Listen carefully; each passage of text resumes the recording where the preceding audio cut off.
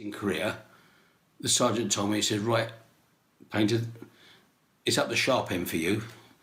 And I got posted to the 1st Royal Australian Regiment. And we had the signal hut, which was this one here, originally built by the Canadians on Hill 355, which I think Princess Pat's going there. Oh, just jumping.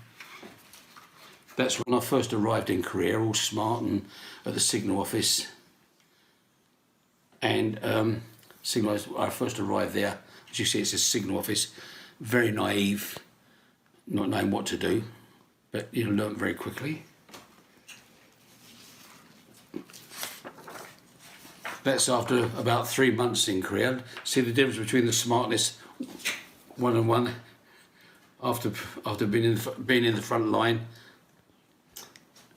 Being in the front line, you see the difference in my dress. Well, it's not. That's that. That's during the winter. We was just stuck in the ice. I forget what river it was, but we couldn't move. But we eventually got pulled out by a tank. This here, very difficult to see. Very difficult to see, but this is there are 2 photographs there of the helicopters coming in to pick up the wounded, take them down to, I think it was the American MASH, which we had to call in with the code signs and everything. That's me showing off with the American carbine, which I got from the swapped with American. It must have frightened the Chinese North Koreans to death, mustn't it, if they saw me there.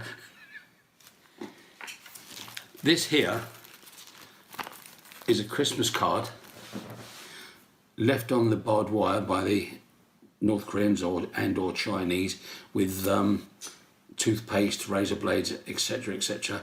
And the wording is very, very, very good because it's aimed in the English colloquial language. So once you start reading it, you'll understand what it's aimed at, about American imperialists, things like that. I'm not sure many more photographs. That I think was taken in rest somewhere.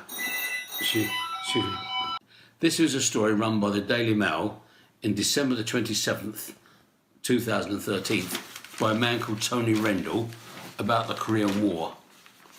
Bloodbath that nearly drowned the world, and it gives the political aspect of what communism was going to do. It would have really overrun the world. So what I did, I wrapped it in paper, and I wrote this story. I wrote this little thing here, which you may want to... Shall I read it? Yes.